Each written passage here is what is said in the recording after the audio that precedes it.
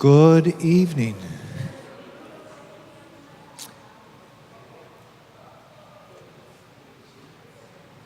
Dr. Stevens has a packed hour and a half for us, and we don't want it to slip by.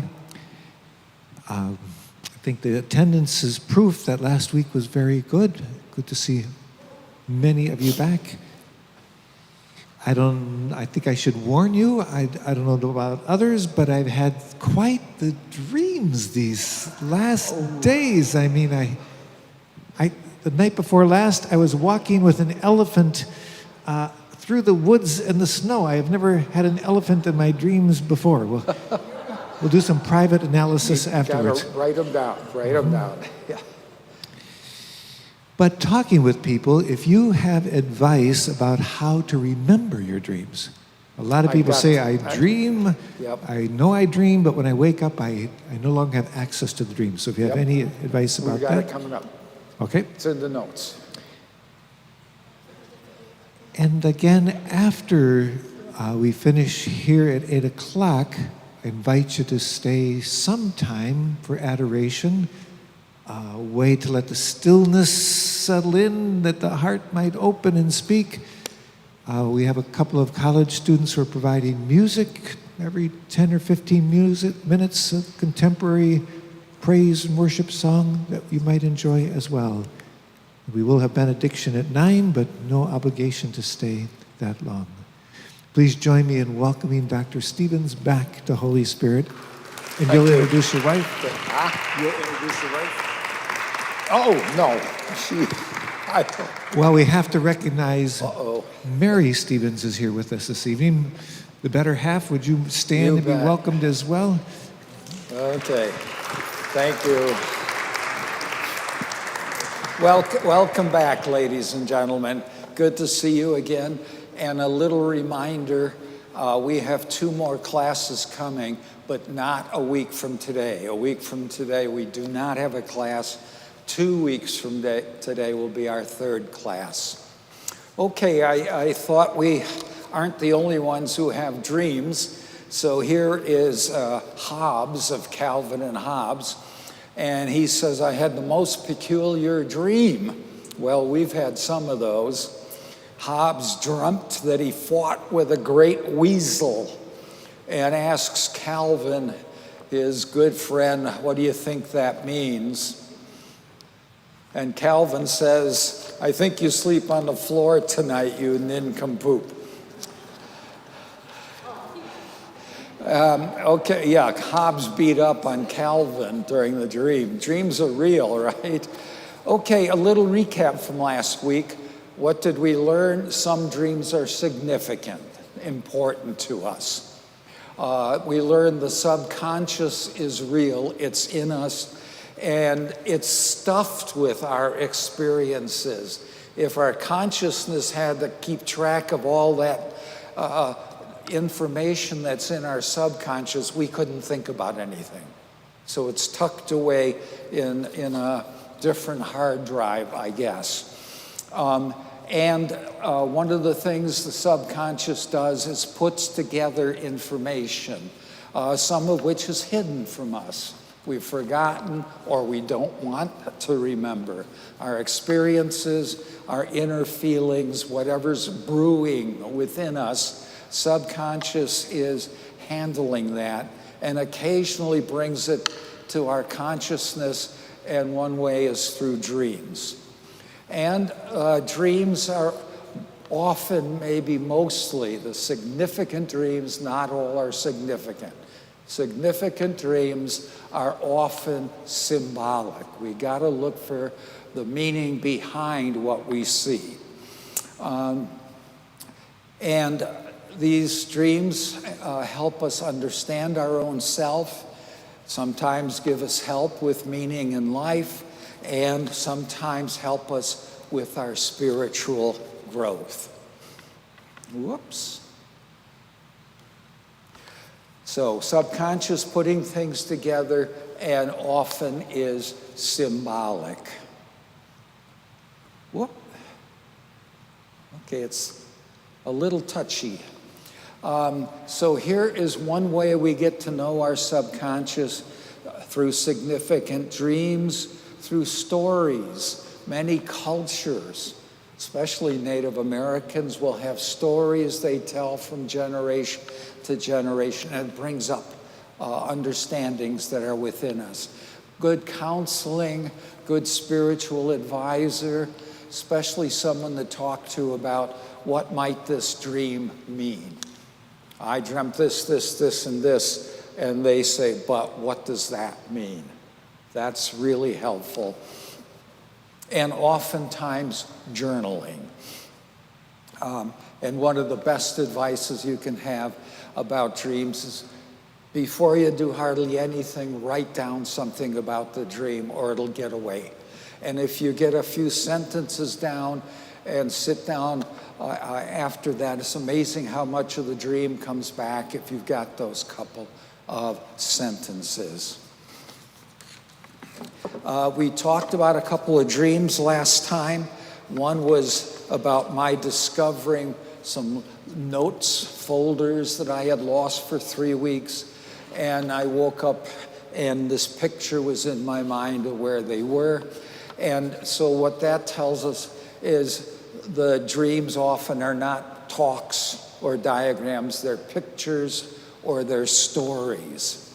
We had a dream about a dinosaur car. I was a passenger in it, and the guy who was driving, meaning I was not in control, that's significant. Guy who's driving jumps out and tries to stop the unstoppable. Sort of like trying to save the whole world, and we know we can't, but he's trying. A point on this was he looked exactly like and acted like a colleague of mine. So my confusion is that was him.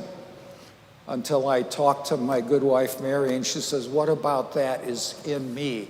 Because that's symbolic of me. It's not about that colleague. And the driver likes to be in control. That's why he was driving. He's very determined in real life, but in the dream too. And he's kind of bullheaded. I talked to my wife. She didn't disagree. So the guy trying to be in control in the car and then by pushing the car is symbolic of parts of myself. The Scrooge dream with Christmas present, where he asks to open the big draping gown that the spirit had, and 2 kids, one starving, needy, and one ignorant. Scrooge's response to that is significant. What Scrooge says is, cover them. I do not wish to see them. That has a couple of meanings for me. One is Scrooge is pushing down the bad stuff into his subconscious, calling that repression of what you know. And that's in us likely to come out as anger or depression throughout our life. And maybe that's also a little bit about what our country and society does for people in that situation. And we discussed St. Peter's dreams, where he dreams that all foods are good, none of them are unclean, as the religious people said. And I didn't clarify enough.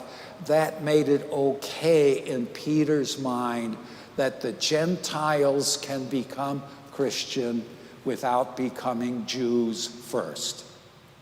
The push in Jerusalem into James' church was, got to be Jewish, you got to do all the Jewish things first, and then maybe we'll let you be a Christian. And Paul is pushing, skip all that, from Gentile to Christian, and Peter finally realizes that's the way to go. Okay, our dream with Calvin and Hobbes. And what we've got here is Hobbes may be acting out some of his internal anxiety and anger at Calvin. Calvin can be a brat. He can be self-centered in the cartoons. He's weaselly. Hobbes said, I did battle with a weasel. And Calvin can be nasty. So maybe in that dream with Hobbes beating up on Calvin, he's living out some of those repressed kinds of things in his subconscious. And this could be a big time explanation of another thing. How come sometimes we snap at someone, get angry, or get fearful because they said something? Where's that coming from? It was just a bunch of words. Could be coming out of our subconscious. Okay, there is a nice book, a bunch of books by Kent Krieger, and he does a lot of mystery books like Boundary Waters. A lot of them take place in northern Minnesota. He's got a couple that aren't quite that same kind of mystery. One is Tender Land, and another is Ordinary Grace. Those are award-winning books. And he says this much better than a scientist can. He's got in Tender Land 4 kids escape from an Indian reservation school where white Christians are trying to badger Native Americans into being like the white Christians. And I figured good authors are good observers. When I was in English 101 as a physics major, I didn't believe this. But since I've realized, boy, you got a good book, that's because the author has been watching and observing. And he writes about one of those 4 orphans who escaped from the Indian school, and the boy is reflecting on his life. And the boy says, everything that's been done to us, we carry forever. Most of us do our damnedest to hold on to the good parts and forget the rest. We repress it into our subconscious, even from our childhood. But somewhere in our hearts, says this 8-year-old kid, is a place our brains can't or won't touch. The worst is stored there. That's a subconscious. And the key to that is our dreams. The author's doing my lecture for me. I should just quit right now. He's done it so well. And he goes on, this 8-year-old boy. I still remember my first few weeks at Lincoln School when it seemed I had lost everything. Kids without caring parents are lost. And I cried a lot then, like so many other kids. And we were afraid, sure, but we were also grieving. That grief getting pushed down there comes back sometimes in our adulthood, from our childhood. And I was grieving. There is a deeper hurt than anything sustained by the body, and that hurt is the wounding of the soul. Often in our childhood, it's the feeling you've been abandoned by everyone, even God. And counselors call this a hole in the soul. Something of love that did not get to that poor child. Okay, what characteristics do we look for in dreams? Ought we to? What are the major characteristics? What are the major characters? If you get up and write down your dream, you got characters that are significant. They can be people, animals, or things. Doesn't have to be a person. And then you got to ask the question, I have a hard time remembering, what part of me are these telling me about? Okay? Another thing is, what are the main happenings or symbols in the dreams? And what do they mean to me in daily life? Do they have an impact? Well, if I'm trying to push heavy cars with not enough strength, energy, and there's a brick wall behind me and I'm going to get hurt, the impact is I better slow something down. I better back off a little. And this can lead to greater wholeness. What are the dreamer's feelings is one of the greatest, most significant things.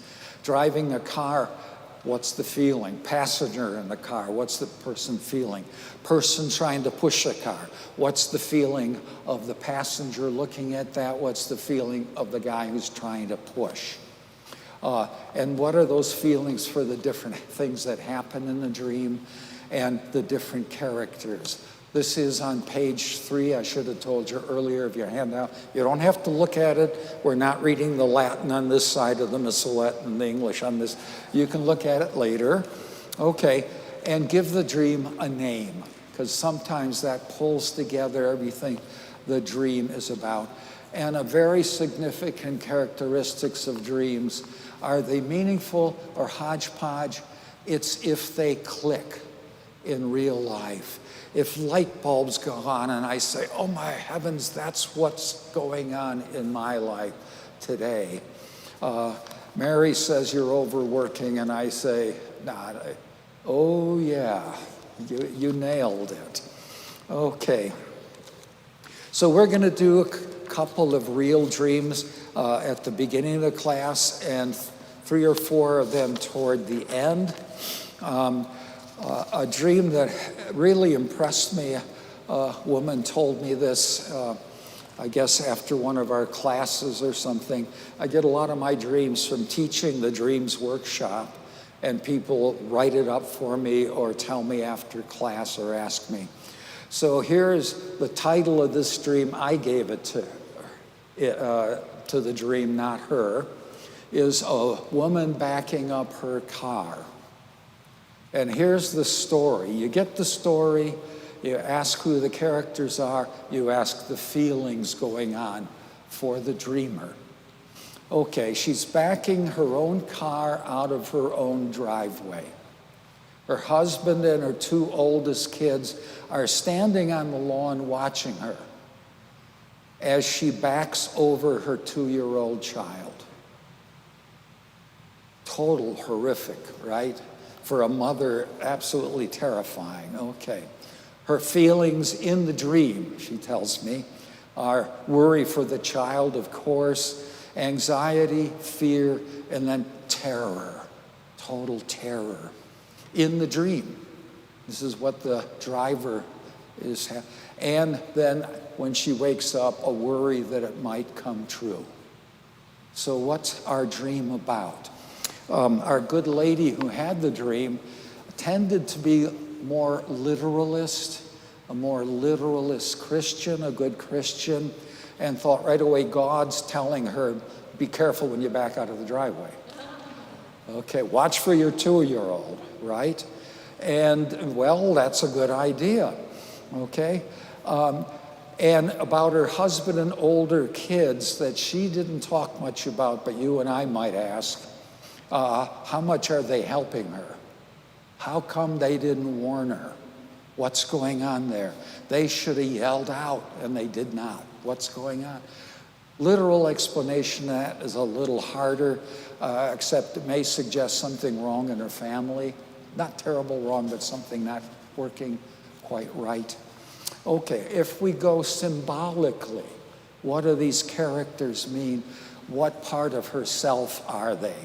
Well, there's the I in the dream herself, the ego, the driver, and there's the car. That's a big character in the dream, a moving force. And maybe not carefully enough. Something's moving not carefully. And a lot of dreams, especially affirming dreams, have you going forward. I'm moving from here to here, and that looks kind of exciting or interesting. She's moving backward. Life moving something backward. Does that click a little? Okay. And she's not being careful about her own life. 2-year-old child, part of herself, her inner child, something in her needs protection. Okay? Husband standing, maybe part of herself too. How come she isn't making some warnings for herself? Okay? Husband should do it if he were a real guy standing there. But if he's a symbol of part of her that should have said, wait a minute. Something in my life is hurting my inner self. And why is she not helping herself in that situation?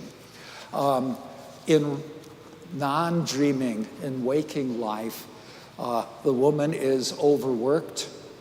She's got, at least my count, 3 major jobs: homeschooling the kids, caring for the kids in the house, taking the kids everywhere, and maybe a job on the side. Okay, she is pooped, frazzled, okay? And she said to me, good Christian woman, sometimes I think of driving my car off a cliff. Do we have a symptom here, right? She has no time for herself, and she has little help at home. Her hubby comes home after a 9-hour day work, which a few of us might have done more than that. And he's frazzled, too stressed to help, collapses in a chair, and she's running around doing this, okay? I see some definitive looks on some women's faces here. She feels exhausted, trapped, and no one in real life, and no one's helping her, okay? So, Jungian interpretation, the 2-year-old is part of herself that needs caring for. She's got to start caring for herself. An inner child has at least 2 manifestations. One is the fun, carefree child, the thing we should have once in a while, even as adults. Remember, we're adults, but this inner child is still in there. And so we should be childlike once in a while, my wife keeps telling me. Okay. Or the inner child is a hurt inner child who isn't carefree but careless, who is feeling unprotected, uncared for. And in her dream, it seems like that's part of herself. She is not able to use her inner giftedness or her inner spirit. Her Christian view is she should be a dutiful wife and do everything, okay? And she denies the right of hers to get a rest, to get away a bit. And she told me when she feels her very best as a person is when she's not home. Any surprises? Yeah, okay. She's overlooking herself, but the guys on the grass didn't say anything.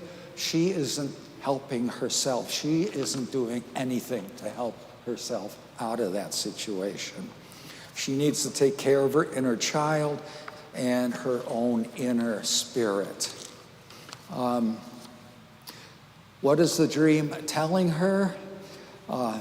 Inside, I thought she really knew. Outside, she says, as a Christian, she denies this has much meaning, except watch for the kids in the driveway. Okay, what kind of dream is it?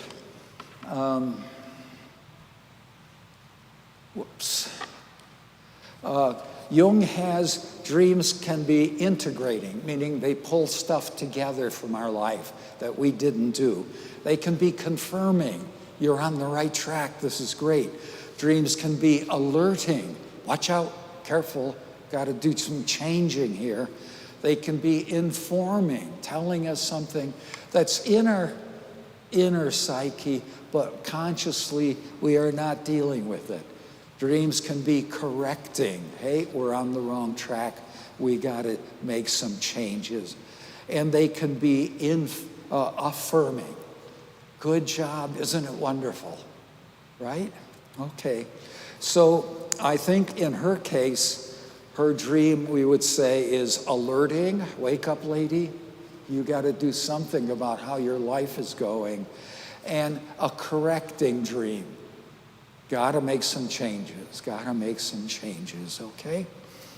And a conclusion might be, what does she need to do for her own spiritual growth? If she figures that out, I wouldn't want to be her hubby, but never mind. Okay. Make some sense? Another dream, and Father Steve, who's been quite a dreamy guy lately, he tells us, told me it was okay to use this dream that he gave in his homily a few months ago. I labeled it the waterfall dream. And he told us the dreamer is at the top of a steep hill, which is all in white light. Two significant things high on a hill. What's the white light about? There's a large body of water below, and on the top of the hill, a man appears in full color. Full color is significant. What might that mean? It certainly highlights this man who appears. But the man is very disapproving. He's guilting and glaring at the dreamer. Okay? And then the man enters, I didn't catch quite how, into the waterfall and starts getting swept over the cliff. And our dreamer gets concerned and fearful and feels responsible. Tries to climb down the steep hillside. Interestingly, everything is still in white light, which might mean informing, brightening us up to something. And then the dreamer falls into the waterfall also. At that point, there's anxiety in the dreamer, fearfulness, what is going on, and waterfall are just powerful onslaught. And now he's in it. And my thought when he was giving us the homily was, boy, is he going to get shook up. You go from bad to worse. And he says, everything turns into wonder. Wow, wonder. And he's not getting bounced around and banged, but sort of floating in that milieu. And without a doubt, life is moving on down the stream, okay? Our dreamer surfaces in a sea, a big body of water close to the shore. I think significant, not way out. I can't swim that far, I'm gonna drown. Close to the shore. And the shore is in living color, something significant there. And he sees a group of people close to each other, engaged with each other. That's a quote.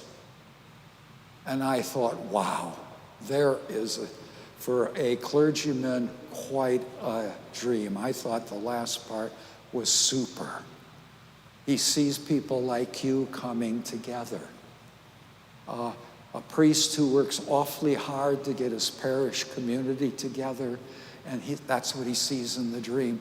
So the fear of whatever's going on, we should ask, what is the angry, condemning man at the top, what that means? Dreamers should talk about that with someone. What does the waterfall mean? That's often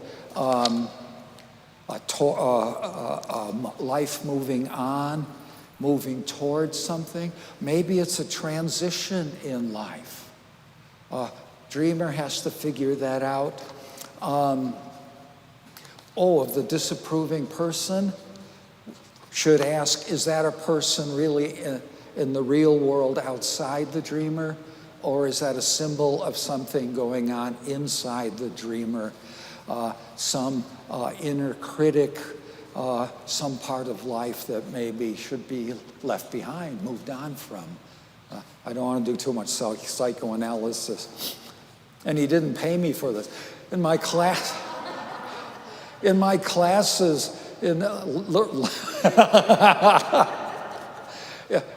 my learning and retirement classes, a number of them I had sitting right over there, a psychiatrist. Great guy, had good questions, but I kept thinking he's taking notes and I'm going to be in a medical journal someday.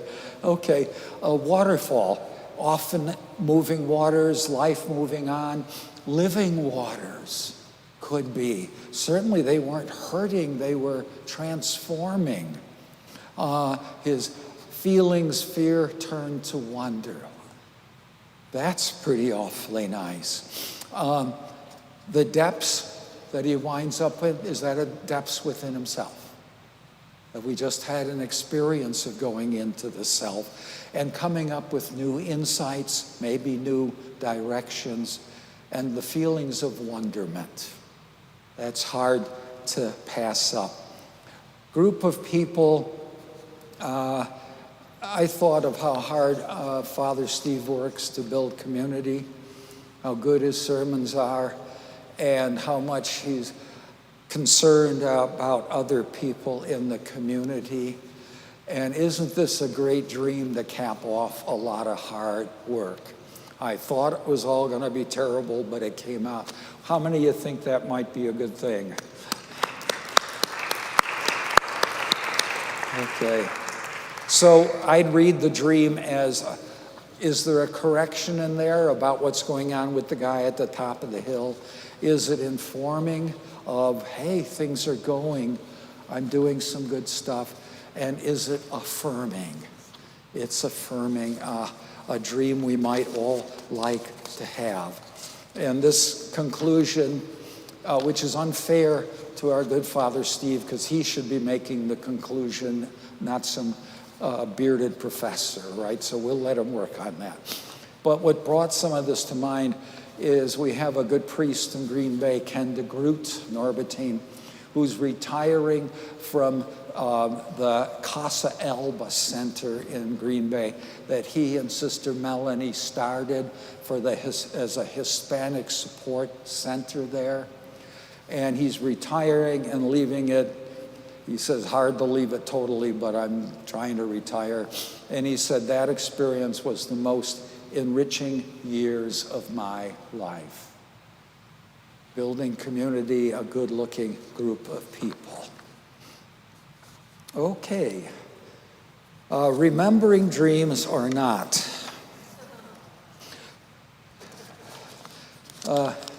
Kind of touchy subject. The cartoon, the little boy says, my dreams must be boring, I keep sleeping through them. Got a bunch of people who said that's what happens.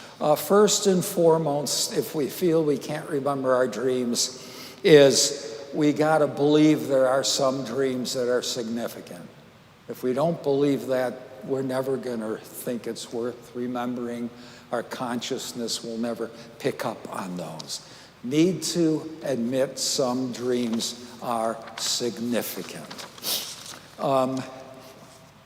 When we wake up, as I said, if we could jot something down, just part of the dream. And someone said, does that mean I need a notepad next to the bed? That could, if you got some of those dreams going, you should. And my poor Mary would get up at 4 in the morning and find me in the kitchen with a big notepad writing out a dream. She still stays with me. I don't know. Well, I must be her strange collection there. Okay, so we got to write it down. I told you one dream where a scientist got a Nobel Prize because of a dream. There was another dream, got a different scientist a Nobel Prize, no details. But the first time he had it, he said, that's fantastic. I'll remember it tomorrow morning. You know, total blank, we've all had that. So he finally did wake up in the middle of the night and write it down, worked it out in the lab, got himself a Nobel Prize from that dream. Some of things that may make a problem, well, for dream remembrance, one is when I'm trying to just roll over and go back to sleep in the morning, bang the alarm clock for slumber, that's when I do a lot of dreaming. Okay, but I'm trying to slumber, so I don't get up. I should get. Okay, how we wake up is significant to whether or not we remember dreams. Wake up to an alarm, jarring, bingo, right into forgetfulness. Wake up totally determined and goal-oriented. To the shower, to the cup of coffee, to work, bum, bum, bum. No time for, what was that going on in my brain back there? Wake up exhausted. How do you do that after a night's sleep? There is a sleep condition called, this is my field, called sleep apnea. And it's where when some people lie down, their air passage tends to close up. Reggie White had this condition. And so through the night, they start sleeping and they stop getting oxygen and they gasp. And then they go back to sleep and then they gasp again. And they are slightly waking themselves up maybe 15, 20 times an hour all night. Is that sleep? So this person wakes up exhausted, not likely to remember a dream. And there are some good treatments for that. A little mask, a little machine that gives some pressure, and sleep becomes wonderful. And I had confirmation of this from one of the people in my learning and retirement class. After this lecture, a woman came up to me and said, she dreams, real dreams, she's underwater and she's running out of breath. And so she wakes up like that. Well, she got diagnosed with sleep apnea. Didn't need the dream to tell her. And her spouse will for sure tell her, because the stopping of breathing is pretty scary to one's spouse. Some medications make us maybe too groggy to be mentally sharp for doing dreams. And I'm wondering if retirement doesn't damage good dreams. I'm less stressed, less life complications, more relaxed. Who needs a good dream? You know, never mind. So it might have something to do. Need to recognize dreams are significant. Need to write something down. Need to get up. Okay, Carl Jung came up with some help in understanding dreams by clarifying some of the symbols that appear in dreams. And he gets this from studying a number of different cultures, from American, Native Americans to British to French, and they have some of the same symbols. The symbols seem to be more universal within the human spirit. And an archetype is a special symbol, a figure, an animal, an object that represents some significant meaning, and oftentimes it's the same for the Native American and the British noble, okay? And those characters in the dream are parts of ourselves. So if the character tells us something about a symbol that could be meaningful to us, such as running water, life moving on, that's in all sorts of different cultures. One of the things it tells us about archetypes, the shadowy parts of our dreams, we tend to hide or don't want to remember. And it's part of our own nature and how we react as an adult. It might even be our giftedness that we're hiding from ourselves. I'm really good at this, but I'm too busy to monkey with this, or I don't, okay? Alas, when I was a kid, the nuns told stories about Sister so-and-so who had a glorious voice and would sing around the convent. So they told her, don't sing because that's a sin of pride. Shut up. Well, what about giftedness from God, okay? So that could be shoved down and not used. And one of the things that we hide from most of all, of everything in life, is ourselves. So I really want to know that about ourselves. So archetypes help with that. Let's do the list. It's on your handout, so you don't need to write it down. Said William Barclay, who wrote commentaries on St. John's Gospel, he said, we're more afraid of knowing ourselves than anything else. And let me look here. I'm going to do a quick survey. Not too bad. Most of the time when I do this class, I get far fewer males in the class than I do females compared to my other classes. But Father Steve tips the scales, so we're doing pretty well here. Okay, archetypes. The ego in the dream, major archetype, which is the I, the me, the self. the main actor in the dream, called the ego. The persona in the dream is our outer self, the roles we play, how we act to other people. Some say the masks or pretenses we wear. Some of that is how we dress, but a lot of it's how we act. I'm a big shot, or don't pick on me, I've had a hard life. That's a kind of persona, a way of going through. There is an anima and animus. Anima is a female spiritual guide, shows up in dreams in males. Female guide for males. And the animus is a male guide that shows up in dreams for women. Person of the opposite gender who is a spirit guide, and in the dream guides us to some kind of understanding. Often the spirit guide is disciplined, competent, a leader, organized, wise, and compassionate. Some of those person like that appears in your dream. Kind of nice. Children in the dream, as we already said, our own inner child. Could be an inner child that's playful, youthful, childlike. Could be an inner child that's hurt, needy, underdeveloped part of oneself, and that's childish. Childlike, childish. Or one can't remember one's childhood. There are sometimes reasons for that.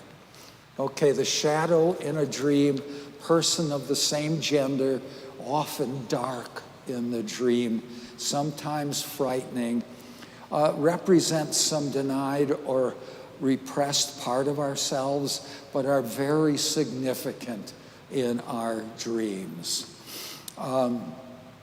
Scrooge putting a cap over the light coming from the ghost of Christmas present. Pushing that, repressing it into the subconscious could come out as a dark spirit of the future. So the shadow is a valuable informant and should be addressed. Often gives us a why for some of our reactions. Why we feel sometimes low self-worth. Why do we sometimes feel they're against me for no good reason? Why do we feel they're out to get me? Or I rise to anger too fast. Sometimes that's down in there. There are reasons if we look for them. And if we get to learn from the shadow, we learn about our humanness, our wholeness, and wholeness, but not necessarily perfection. One author I read said, be ye perfect as your Father in heaven is perfect. And there's no word for perfect in Aramaic. The word is be ye whole, which means accepting oneself as we are, as best we can. Another way of putting that is thou shalt not should on yourself. Okay, hang on. Depths of water are often, could be rebirth, could be going into oneself. Depends on the dreamer. Okay, some people like water, some don't. So for some people in deep water, it could bring up drowning out of one's depth, overwhelmed. For other people who like water, I've snorkeled and scuba dived all my life. It's free floating wonderment under there. My dear wife, Mary, does not seem to agree. She says she'd love to learn to scuba dive, except she doesn't like to get wet. She doesn't want her face underwater. She doesn't like the pressure, but she'd love to learn it. Cars or traveling on, bicycling, walking, in a bus is ongoing life's journey oftentimes in dreams, moving on. And so we learn from our other dream, it's significant if we're moving forward or backwards. That dream could tell us something in that. And it's significant who's driving. Am I driving? I'm in control. Things are going in a direction for me. Someone else driving, I'm not in control. Something to look at. Okay, into a home, a building, a basement, that's the inner self, perhaps our psychological home, or start to learn something about what's deep inside ourself, our spirit home, okay? A very significant place for self-discovery.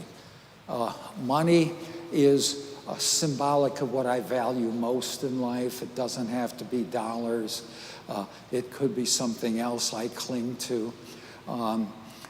What I think my life is worth, or how I think it's worth it, might be expressed in terms of money. Our dream of the lady who's 80 years old, who's afraid to spend a few $1,000s on a trip, in part is, does she think she's worthy of that trip after years and years of service and caring? So money, where is our worth? Stairs and ladders, oftentimes access to the spiritual, to our higher power, to our aspirations. Running water, life moving on, we talked about. Possibly new directions, possibly cleansing, got to talk to the dreamer. Possibly troubled waters. What's going on in life? What do the waters mean? And sometimes there's a need to cross over those waters. Bridge over water often suggests a significant change in life, new direction, connecting different parts of my life. One the side of the water, the other side. Flying and soaring can mean a couple of things depending on the dreamer and where they are in life. If one's out soaring and fearful, would be a fear maybe of falling out of control, right? That sure could be. But if the soaring and flying is elation, exuberance, that would be affirming one's life direction, wouldn't it? Shows up in our dreams.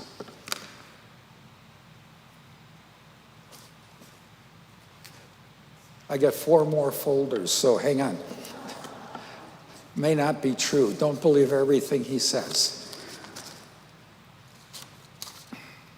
Okay, some more dreams to get down to practical applications. Real dreams from real people. Okay, recorded, some by Carl Jung, some from my classes. Carl Jung had a dream where he's walking down flights of stairs, deeper and deeper into the basement of a building. Those things sound familiar to you? Okay. And he gets to the bottom, a dead end, with a huge, heavy door. And the door is locked. And he finds he has a key to the door. Carl Jung, who was a student and a colleague of Freud for 6 years, and they fell apart over this dream. And the reason is Freud's is very biological, get down into those animal emotions, and it was simple for Freud. He couldn't tell Jung what his dream is. And he said either sexuality or fear of death. You're just scared stiff, old man. And Jung felt Freud's theories are incomplete, doesn't include enough. And one of the things is Freud doesn't ask the dreamer. What does the dreamer, in this case Jung, feel? And this will get us to more psychological rather than biological factors. And so this is a dream Carl Jung never told Freud. He didn't want to go through it with Freud. It would be a battle, okay? So, Jung dreams he's in a huge house. At the bottom of a long staircase is this heavy, heavy door, and some of the symbols already down into the depths of a building, oneself archetyped, a door with a lock, and a key. What does this imply? to the dreamer. And a counselor should ask the dreamer and work it out with the dreamer. The feelings for the dreamer, Carl Jung, weren't sensual at all. They were sense of discovery. Wonder what's back there. They weren't fear, okay? There was a sense of possibility behind the door. What's going to happen if I go to this dream class? Do I feel positive? I might get some, this could be interesting. Or, okay, so possibilities. He's down in a dark, away from everything else, into the inner self, and he feels new discoveries are possible. And he had this dream more than once, a recurring dream. So makes it a significant dream. And he felt that had to do with his studies, his doing things differently than Freud. And by gum and by golly, did he contribute tons of information about ourselves by opening that door. Okay, so we would say his dream is informing. You're learning something, you got possibilities with this, keep going. And a confirming dream. Keep doing it. You got to possibility here. Okay. Do we have any questions on some of this stuff? At this point, yeah.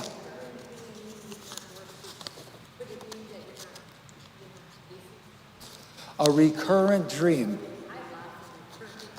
Lots of recurring dream. Does it mean you're not facing something? You're not addressing something in your life? That's the suggestion. You know, if you have a Disney cartoon, you keep dreaming because you like it, that's probably not it. But if something seems significant and I should be thinking about and working on, and it occurs again and again in some form or other, maybe modified a little, it's asking that we pay attention to what that dream is suggesting. That's what they tell us. Yeah, good one, good question. Anything else? Okay, another dream. This one, a patient of Carl Jung's, a very successful professional man. Okay, he's coming to Carl Jung for treatment for anxiety and depression. Okay, being a success, one shouldn't have that, should we? Well, let's see. And he has a recurrent dream, sees it a number of different nights. He dreams he's climbing a mountain. Real guy, real dream. The mountain is very steep, difficult to climb, exhausting, rocky. He is struggling and working to exhaustion. He's pulling himself up, crawling on all fours. He's alone and no one's helping. Well, that would get somebody's interest. What is this telling me? His feelings in the dream are compulsion. Gotta do it, gotta keep going. He even recognizes in the dream he may be pushing too hard, driving himself too much, but in the dream he keeps telling himself, gotta do it, gotta keep climbing, gotta get to the top, okay? He reaches the top of the mountain. His feelings at the top should be something really spectacular. His feelings are thrilled, mainly relieved, accomplished, I did it, and joyless. No, yay, wow, did I prove myself joyless after all of that blah, okay? He's at the top of the mountain, gets up, thinking, pretty good, I did it, I tried to do it, I did do it, turns around and he sees a priest in dark robes, and the priest looks a little sinister. And there is an altar, and the priest is conducting a ceremony. Then he sees near the altar and the priest a coffin.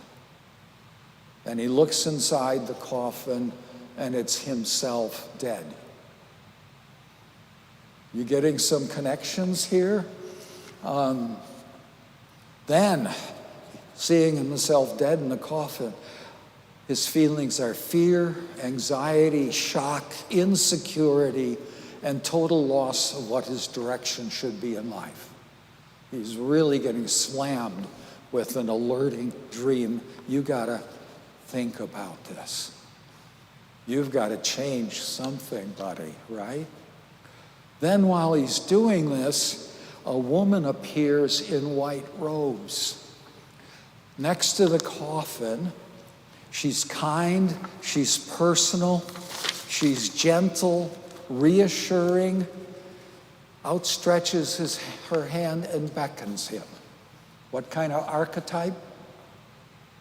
What? Nurturing, spirit guide, anima, from the classic across cultures, okay? And she is accepting of him. All this struggle and striving could be he does not accept himself. I sat in on a number of counseling sessions to get practical psychological counseling experience for my good scientific textbook course. And one of the guys in there was a guy who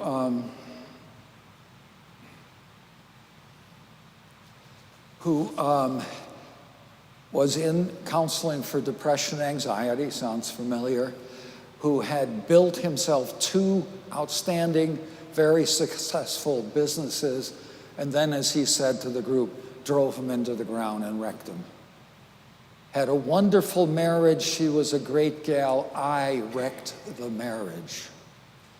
So what is he trying to prove? He said all his childhood, his dad said, he will never amount to more than a pile of manure. You'll never make it, guy. This is how he grew up. So the interpretation is he's working like heck to prove his father wrong, but then something inside him, maybe the inner child who's so hurt, gives up and proves his father right. Okay? So this guy comes up and she is accepting of him the way our real guy in the counseling session, his father was not accepting of him. She is accepting. Some counseling says if we have a problem with that early childhood, visualize ourselves as a child, and maybe visualize walking down the street with that child and you father or mother the child. Put your arm around that imaginary back from when child and chat with them the way a person never was chatted with. So she accepts him and guides him, spiritual guide, slowly, relaxed walk down the mountain path. The path is now gradual, no struggle, and away from the anxiety, away from the coffin, away from the struggling and striving. Is this dream telling this guy anything? You know, Carl Jung probably jumped up and down. This is an amazing dream to take notes on. In real life, he was very successful, very accomplished, a workaholic, competitive, a rugged loner. Does the dream say something? Okay, so what this is going to be for him is a very alerting dream, telling him his spirit, his inner spirit is at risk. He's at risk spiritually, socially, because he has no friends, and physically, because he's going to get a heart attack or something from the way he's living. So it's also a correcting dream. He's got to find some more of his humanness that he's been denying. He's got to stop running away from life and people. He's got to nurture himself, because obviously he doesn't know much about being nurtured. And one of the hardest things is to accept himself. And a good priest I know who does some counseling told somebody, what you got to do is go home and have a prayer. Say it as often as you need to. Dear Lord, heal my spirit and help me accept myself. That's pretty okay. So many of the students in my classes told me how stressed out they were by the expectations put on them.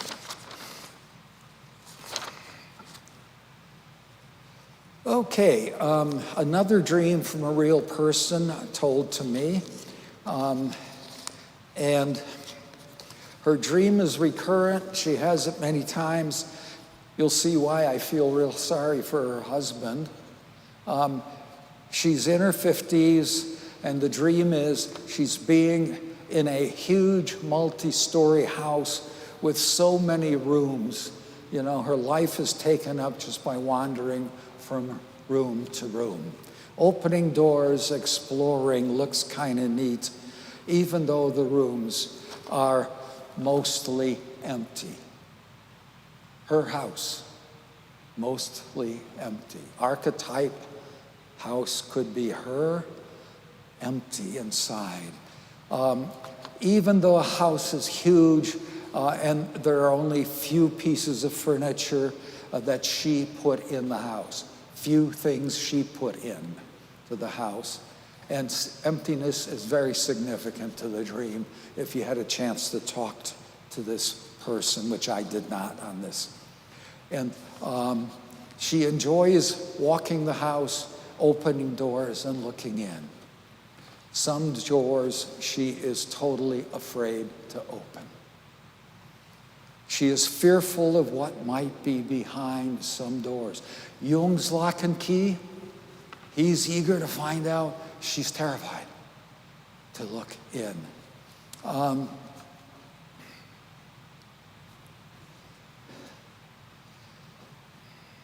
She reluctantly opens the basement door down into the self and sees a long, dark flight of stairs, dreams many times, different nights, looks down into the dark dungeon or the basement inner of herself. At the dark bottom of the stairs, she often sees a dark, shadowy male who looks right at her. And she's terrified. This is where you feel sorry for her hubby. She wakes up screaming. There is something significant here. Okay. Wonder if her hubby can get a good day's work in after waking up that way. He won't remember any dreams. Waking up with her screaming. Okay, some of the symbols are the big house, wandering through, life going on, checking things out. Emptiness, a big symbol in her dreaming. Fears of some rooms. I talked to a number of people who have fears, wind up with a fearful something in a room. The dark basement, the male figure. Male figure could be the shadow figure, and some people say a good dream analysis is to talk to that shadow figure. It's part of oneself. Why are you there? What are you trying to tell me? Is there something I need to know? Can you come up and talk to me? It's part of oneself. It's coming out of one's own subconscious. Why not get some more information or write it down and then have a conversation on paper with this dark figure? Why are you in my spirit? Okay, that's her dream. In her real life, she's a married professional woman who has no interest in having children. She has no apparent friends. She does not wish to see her parents nor her brothers. Okay. Her husband's a professional who has little appreciation for what she's doing, what she's thinking, or what she's feeling. He expresses no interest in her life. He comes home and talks about his important work. She feels she has no one to talk to. I guess one professor who does dream classes was an exception. She talked to me, okay? She has no conversation about a spiritual life. On Sunday, she and her hubby spend doing the kind of, I call it, agnostic worship service. They read the New York Times, okay? She has a major fear of death and will not go in a cemetery. Terrified of cemeteries. I've never heard of an adult who had that. And she has this kind of dream. Do you think that dream might be telling her something about that life she has? They keep buying expensive prestige cars and moving into bigger and bigger houses. Her husband, she says, is a good person. She says, though, they live two separate lives and their marriage is only one of convenience. They're a sad case. Some good spiritual counseling could really be helpful. Is this an informing dream, an alerting or correcting dream? Maybe she's fearful of a life that has no meaning to it. Dreams, are those interesting? Yeah, you want to go into counseling? We could use more help. Okay, we've got some time yet. How about another dream? I've got probably 20 more dreams, but I'll spare you tonight at least. A nifty dream, I think, more uplifting, okay? We've got a woman traveling in a semi-trailer with a male driver. Who's in control? Are we moving along? We got transportation. She's traveling cross country to new places, okay? She's a passenger in an 18-wheeler, but he's a gentle guy. He's explaining how to drive a semi. Scares the heck out of me. I have a daughter who's driven semis. Scares the heck out of me. He's a very supportive figure. He's a capable driver. What are her feelings? Passenger in a semi, very unconcerned, comfortable, feels safe with this male driver. She's accepting of him and her situation, and she feels he is competent. Great. She's also expectant of new adventures and new places. Pack the car and let's go cross country.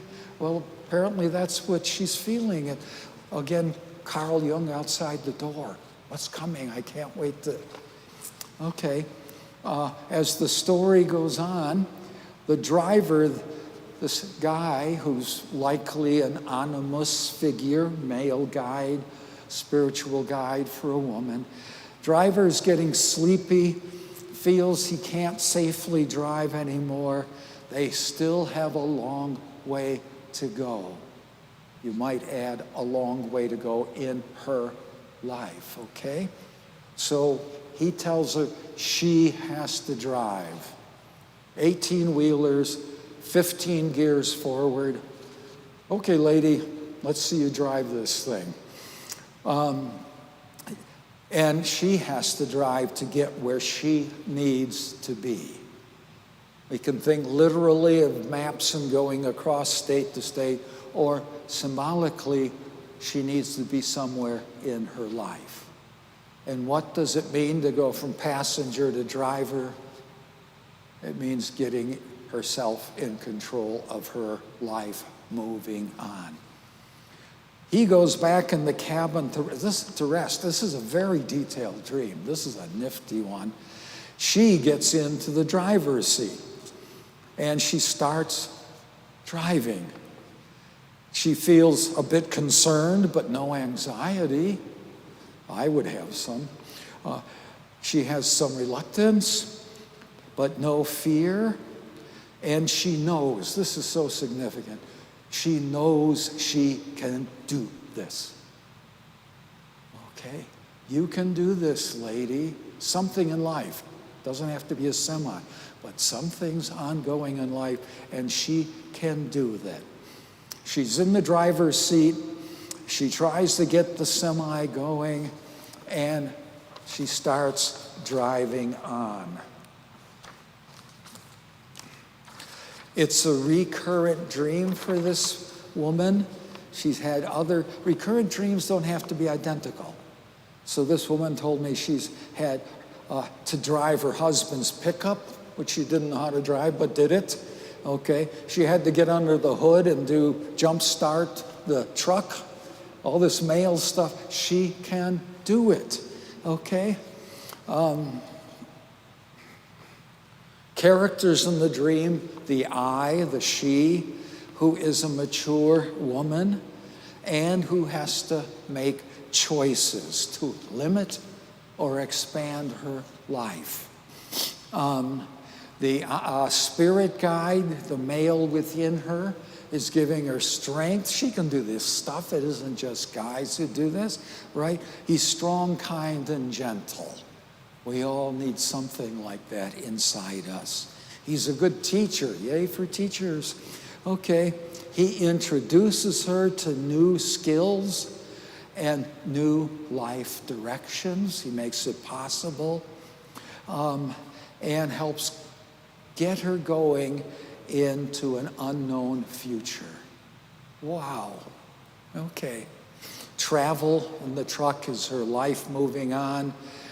Parts of the thing, the truck, the driver, guy, and her are parts of herself. The semi is new challenges in life. Doesn't have to be that big, but it sure gets the point across, right?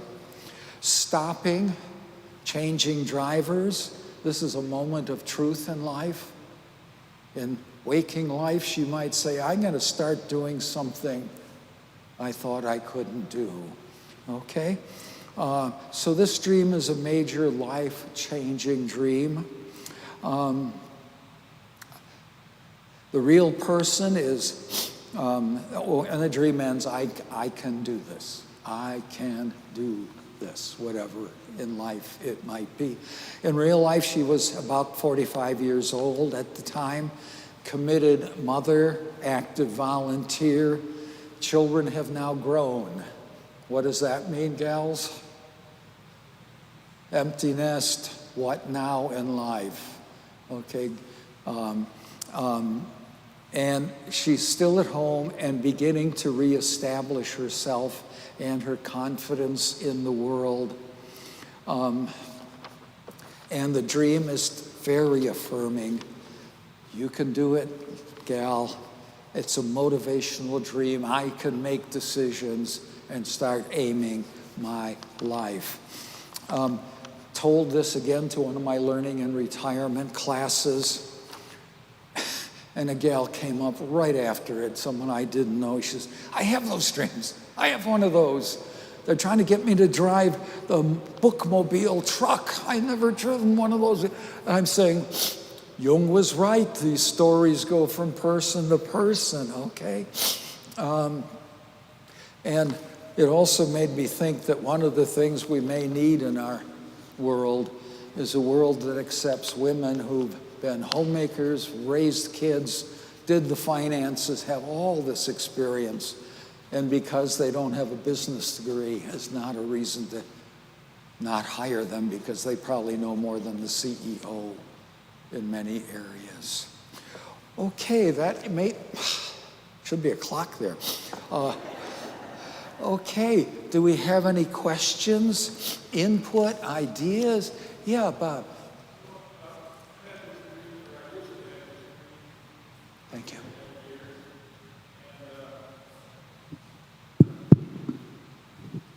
Okay, can you hear me? Yep. So I used to have this dream for many years. I could fly, and it was a wonderful dream. I wish I would have it again. It was very real, and when I would flap my arms, my wings, there was immediate lift in my body, and I was I was under control. There was lift or there was not There lift? was. There was lift even, flapping. He dreams he can fly and he can flap his arms and go up. Yeah, and it was in familiar places. I didn't go a mile high or anything. So You didn't know what? I didn't go a mile high or anything Okay, like sure. that. It was just a very wonderful dream. And I had it maybe, 4 or 5 times a year for many, many years. Oh boy, But haven't okay. had it in about 4 or 5. He's got a dream where he's soaring. We put that in the list, okay? And he's had it 4 or 5 times a year, and he's not fearful, he's wonderful. Okay, it'd be good to talk to someone what is going on in life during that time and of the dreams. Did I do something? Have I got something I'm accomplishing? Have I helped people? Did I do something great over here? No, not something great, something I'm proud of, something my giftedness has produced. Does that dream associate with that? I've had that kind of dream once in my life, so count your blessings. And it was, I'm soaring, and it had a lot to do with teaching. Where are the teachers in here? Yeah, soaring, and I'm looking down on an eagle down here. And it was fantastic. And my conclusion on that is that's what good teaching is about. You get opening of ideas, people thinking, encouraging people to, you can soar with something like that, right? Okay, nice one. Bob, thank you. Anybody else?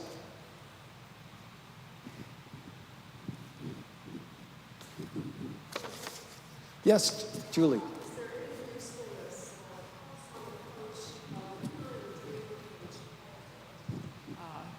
How does one approach a recurring dream from childhood? So as a child, I had a dream that recurred quite often. It occurred as a child? Yes. You're not having it as an adult? I haven't had this dream as an adult, but it occurred quite often as a child. Is there usefulness in going back and looking at a dream like that? Is it useful to go back and work on a dream from one's childhood that recurred often? I would say, yeah, definitely. And how would I start? I'd sit down in a quiet place with your favorite drink, coffee or something. How Or did you know? What? With a paper and pencil, and bring a lot of paper. Because sometimes when you get going on writing that down, you say, oh, this, and maybe that. And the maybe that is also good. Because where does a dream come from? Our inner subconscious. Where does the maybe that come from out of the blue? Our inner subconscious. And start putting it together. And if you get half a page, go over it again and say, what does this part mean? Have I got anything more I can put? And my notes on this, I put an asterisk and go on the next page, and I have to go back and forth between the page. And finally, maybe rewrite it so it's all. And ask what was going on in my life as a child then, okay? Happy things, good things, troublesome things, worrisome things. I don't want to probe, but that would be a great list to do. Mom and I are wonderfully doing things. I've got someone in my life who's a pain and difficult. Those, if you put in there, and as you put the list of how I feel and what's going on with the list of what I remember in the dream, more may come to light. And then you take it to someone you trust, and you say, I got this, what might it mean? What might it mean? Because alone, sometimes I don't get all the ideas. And someone says something, and I say, oh my gosh, is that right? You know? Good luck. Send me an email. Anyone else? Yeah. Can you initiate dreams?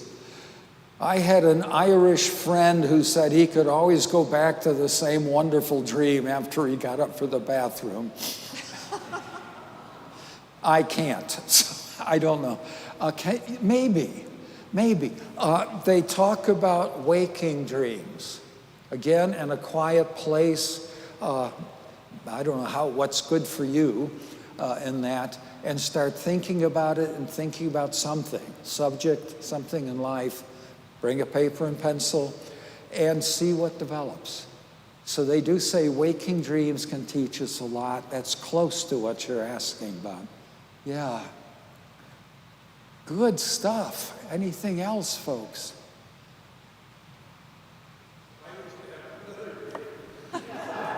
Okay, you hang on that. What we got? Well, I think we just need to give Bob the microphone. Okay. I just work here.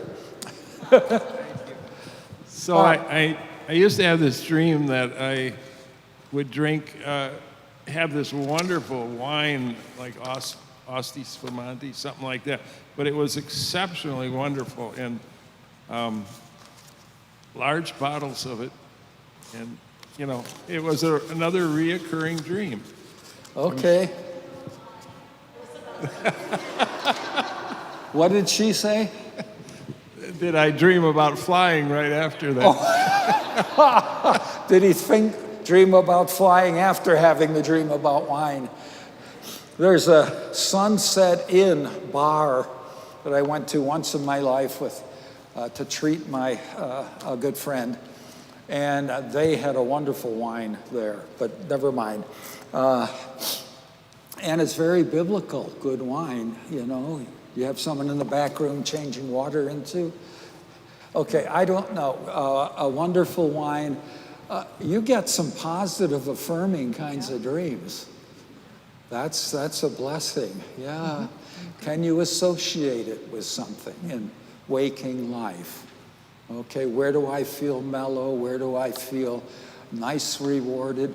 Wine is something relaxing. Where do I feel most relaxed? Does that relate to, you know? And hopefully it isn't. I had such a lousy day, I bought a vial. Never mind. Yeah. Okay, great. Someone else was over here. Yes? Mary. Wait, hang on a second. I was going to say that we found that when we were getting interested in this subject, we found a set of tapes that talked very similar to what Rick's doing. But we got together with another couple on a regular basis, about once a month, and we would each of us would tell a dream if we had one, and we would talk about it. And two things happened. First of all, the other people often had insights. You know, they knew us pretty well. They had insights into what the dream might mean, sometimes better than we did. And secondly, the more you did that, the more you remembered your dreams. The more you talked about them, the more you thought about them, then you started remembering more. So just a thought. The moral of that is if you get a scrap of a dream and you can't get much more out of it, find someone to talk to, and they'll ask you questions, and more may develop. Yeah. We have time for maybe one more question, if there's one more question out there. Otherwise, I dream of some angelic voices. If you've never experienced adoration in the church at Holy Spirit Parish with the beautiful tones of Point Catholic University students singing over you like a choir of angels, I'd highly recommend it. That's what's next. But we just want to take a moment to thank Rick again for this truly insightful and wonderful experience. Thank you. Thank you very much. And thanks for coming. It's great to see all these eager faces. And a reminder, don't be eagerly here next week, because I won't be. 2 weeks from today, we come back, same time, same place. Thank you. Thanks very much. Thank you so much.